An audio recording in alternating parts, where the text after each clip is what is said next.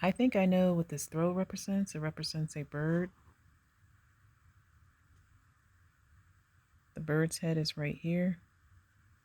The bird's beak is here. This part of the choker and this part of the choker represent feathers. So do the arrowheads and the candy that you see right here. The bird's body is here. You're looking at the left side of this bird. And so, yeah,